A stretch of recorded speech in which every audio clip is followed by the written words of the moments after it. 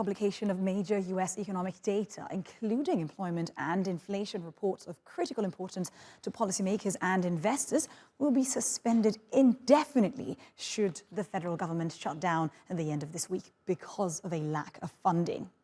A shutdown happens when Congress fails to pass some type of funding legislation that is signed into law by the president. A shutdown would disrupt many services, and millions of federal workers in the US would face delayed paychecks, including many of the roughly 2 million military personnel and more than 2 million civilian workers across the nation. People applying for government services like clinical trials, but also firearm permits and passports could also see delays. For more on this now, let's go to Frances Coppola. She is a financial economist and author. Thank you very much for joining us today. Frances, before we talk about the potential impact and ramifications of all this, what's the likelihood that the US government will really shut down at the end of this week? Well, it's happened before, so it's not beyond the bounds of possibilities that it could happen again. It really depends how hardball the Republicans want to play.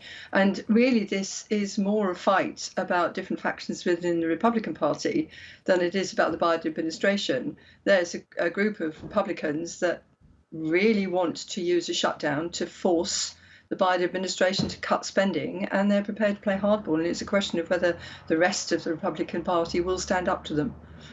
Right. Lawmakers are now warning that a shutdown could really rattle financial markets, and I could see how this could happen domestically. But what about abroad? Can you help us understand what's the link there? How could the stock markets and bond markets abroad be impacted?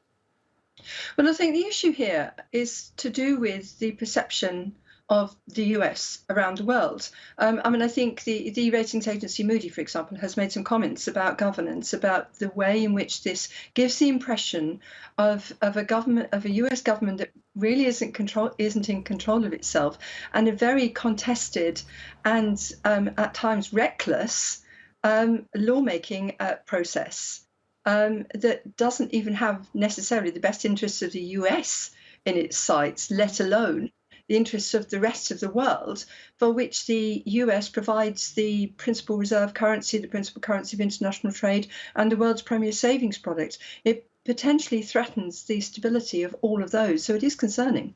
Right, and potentially we could see heightened volatility as well in stock markets around the world. Yes. Frances Coppola, thank you very much for your analysis. And now let's go to other top stories from around the world. The European Union's Trade Commissioner Valdis Dombrovskis has warned that China's data laws could have unintended consequences. The law expands the definition of counter-espionage and data management and could have ramifications for internationally active companies.